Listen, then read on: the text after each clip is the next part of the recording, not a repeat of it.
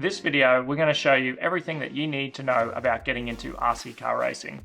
Everything from what's the best car on the market, right through to how qualifying and club racing works. Alright, let's get into it.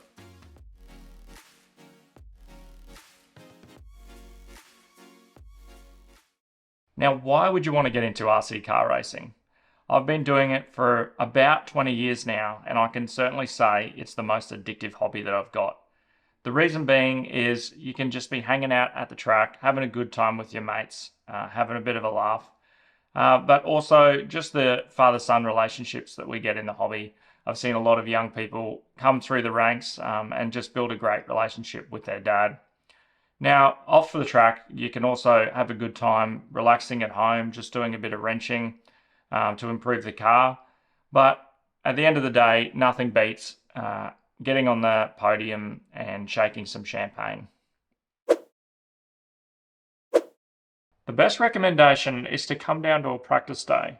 They're an informal session where you can talk with some locals and get some information around what is the most supported car by your local hobby shops. This is so you'll always have good access to parts supply. It's also important to stick with one of the main race brands.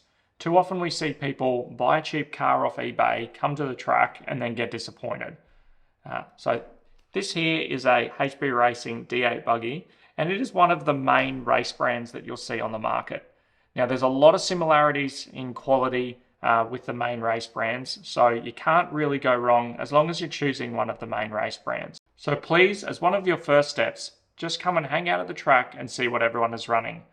These locals will be able to point you in the right direction and get you running what is the most supported brand in your area.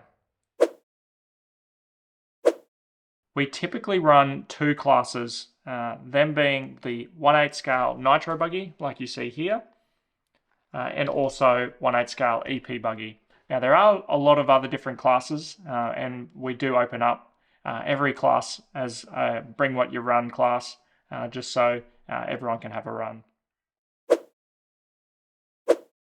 It can be very overwhelming with the amount of different components that you need to get for the car. So please check out our FAQ section on our website. We break down each component that you would need to get for a 1/8 scale nitro and a 1/8 scale EP buggy. There's lots of different components. Check it out and you'll be able to see what you need from there. It's really important when you're starting out that you gain a lot of track time. Driving your car as much as you possibly can will familiarize yourself with the setup and the feeling of the car on the track. And so to gain access to the track, you just need to sign up as a member on our website.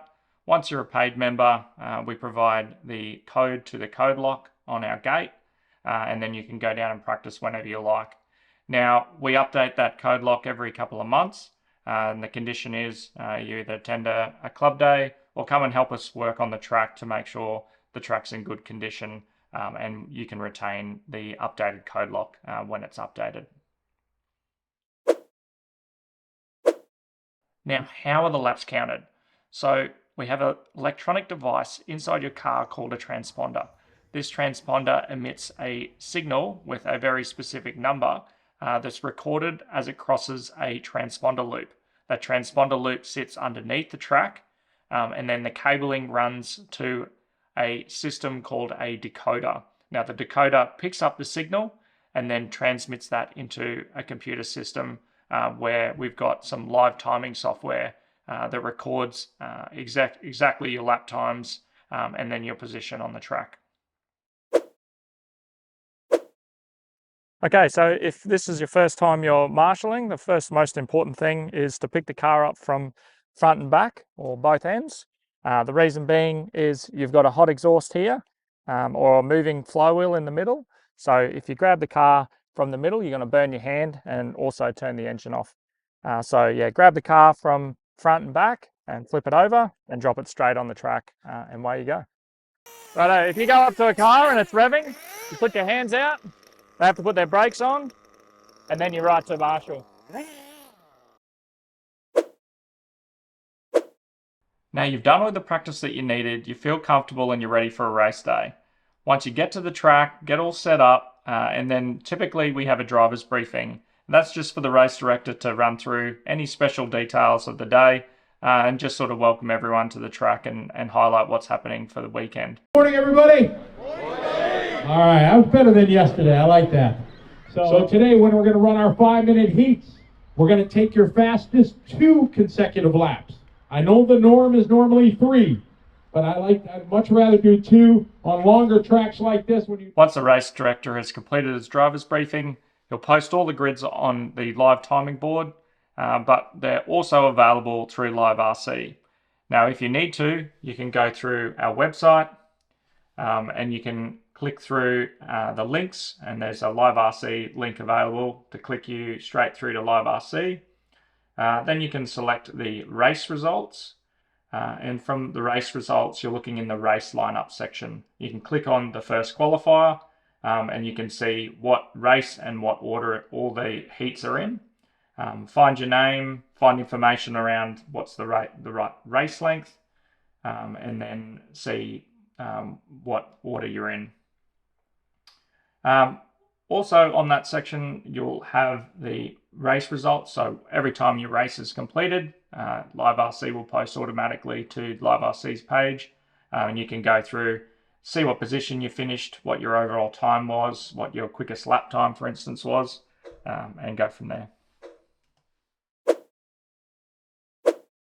The typical qualifying we use is called IFMAR style qualifying. This is usually 5 to 10 minutes in qualifying length and is all about your consistency, which means it's about your total number of laps in the allocated time, not your quickest lap. So everyone is on their own clock from when they cross the start-finish line. An example of a qualifying result is, say, 10 laps in 5 minutes and 20 seconds. I'll now show you a worked example to explain it further. Before the start of the race, the countdown timer will alarm over the speakers, telling the drivers how long before the qualifying goes live. Once the buzzer goes, every individual driver has their own qualifying clock, which will start once they cross the start-finish line. It's important to know you have until the first driver completes their first lap to start your qualifier and cross the loop. This means you can wait at the start-finish line until the first driver completes their lap, and all you need to do is beat them across the line to start your clock.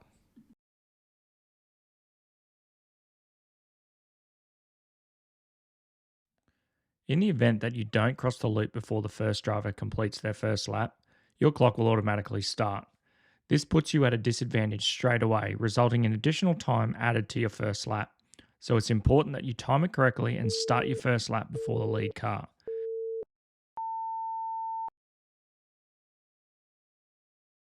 As you can see, the clock has already started for the car before it even crosses the loop. Now, why is this important? This example, the qualifying buzzer will go after the countdown. And then we have 5 cars about to cross the loop at exactly the same time. Now, none of them have space on the track, and they are all most likely to hold each other up and hinder each other's time.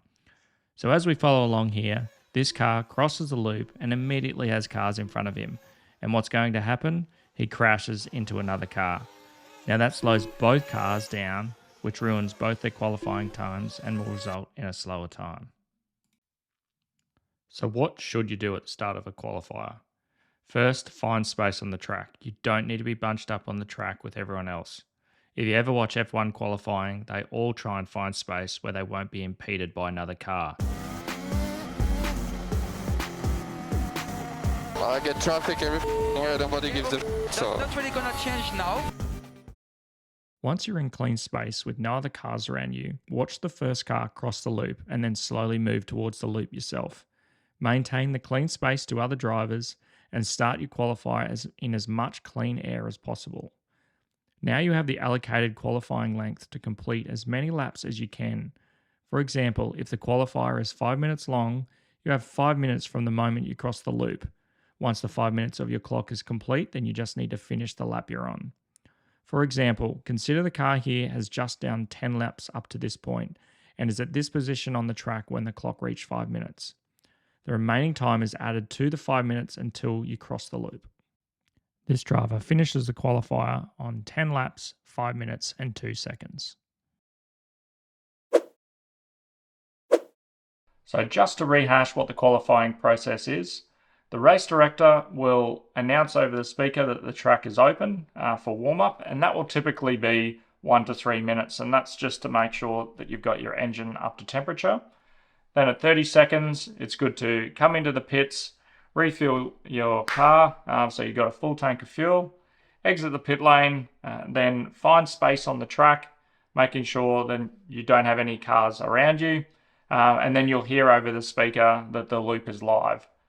Once the loop is live, cross the line and you're on the clock. At that point, you have to do as many laps as you can in the allocated time period and keep driving until the computer system says that you're done. Then pull your car into the pits and your qualifier is complete.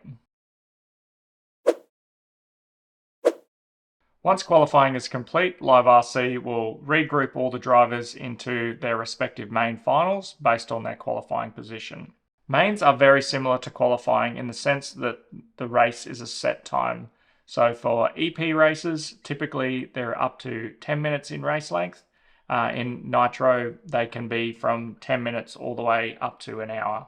Just like in qualifying, you'll do some warm-up laps, and then the race computer will either for EP call the drivers to the grid, or Nitro to bring the cars into the pit lane.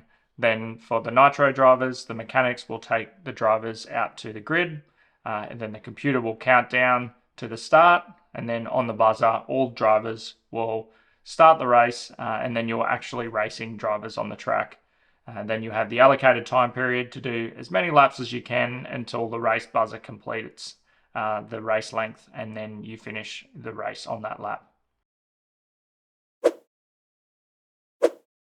At the start of the race director has opened the track for warm-up. All the drivers leaving pit lane, heading out on the track to get their engines warmed up.